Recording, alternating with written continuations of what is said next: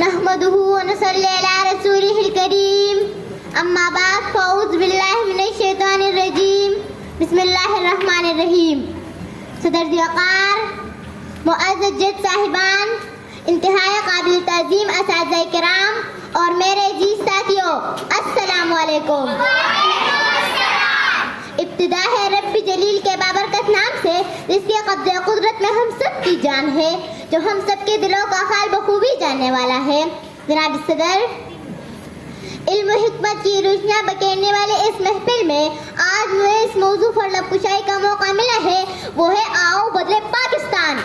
صدر وقار، آج سے 78 سال قبل ایک قوم ہم قدم اور ہم آواز ہو کر علامہ اقبال کی تصور اور قائد اعظم رحمۃ اللہ علیہ کی ولولہ انگیز قیادت، ان تک محنت اور ہمارے آباء و اجداد کے لازوال قربانی کے نتیجے میں ہمارا ڈائمنڈ پاکستان ہمارے وجود میں آیا.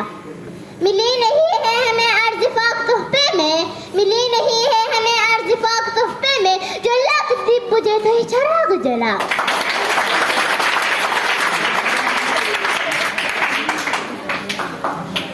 قیام پاکستان کے بعد ہم سمجھتے تھے کہ ہم آزاد ہو گئے ہیں، لیکن یہ عام آدمی کی خیالی تھی کہ اس ملک پاکستان میں ہم آزادی کی زندگی بسر کریں گے.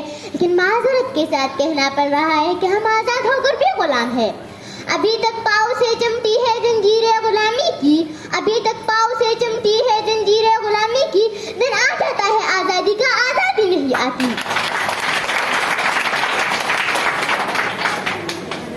جناب صدر، وطن عزیز کی محدود سیاست صورتحال اور بے چینی روز بروز بڑھتی چلی جا رہی ہے. نازک حالات کے بعد صحیح سمت کی طرف جانے کی امیدیں دم توڑ رہی ہے.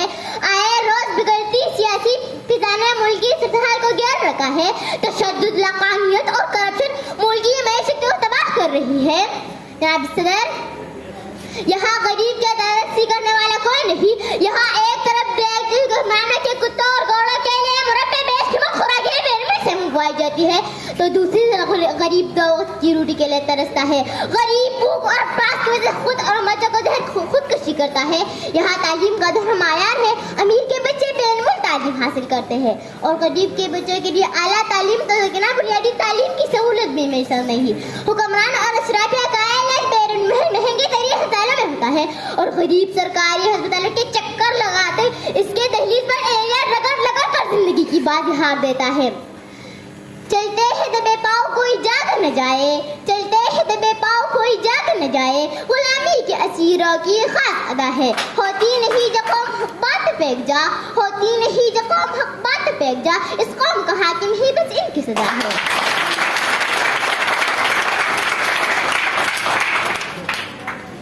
عزیز ساتھیوں، ہم سب کو اپنا محاسبہ کرتے اپنے آپ سے سوال کرنا ہوگا کہ پاکستان نے تو ہمیں سب کچھ دیا مگر ہم نے پاکستان کو کیا دیا. صرف کوکلے نعروں سے نہ نیا پاکستان بنے گا اور نہ ہی پاکستان بدلے گا.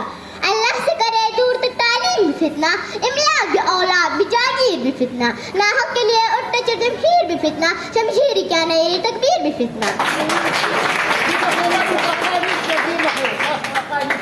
اگر ہم پاکستان کو قائد کا پاکستان بنانا چاہتے ہیں تو ہمیں اپنی سوچ بدلنی ہوگی. ہماری سوچ بدلے گی تو پاکستان بدلے گا. ہم سب کو آگے بڑھنا ہوگا. ہماری سوچ بدلے گی تو یہ ملک بدلے گا. یہ وقت کا تقاضا بھی ہے اور وقت کی ضرورت بھی ہے.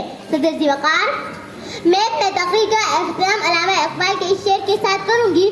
خدا نے آج تک اس قوم کی حالت نہیں بدلی، خدا نے آج تک اس قوم کی حالت نہیں بدلی، نہ ہو جس کو ہے اپنے حالت آپ بدلنے کا.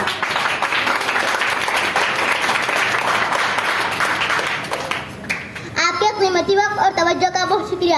سب ساتھی میرے ساتھ نہ بلند کریں. پاکستان پاکستان پاکستان. اللہ آپ سب کا حامل نگہبان ہو. شکریہ. زبردست، شاباش، ویری گڈ، ویری گڈ.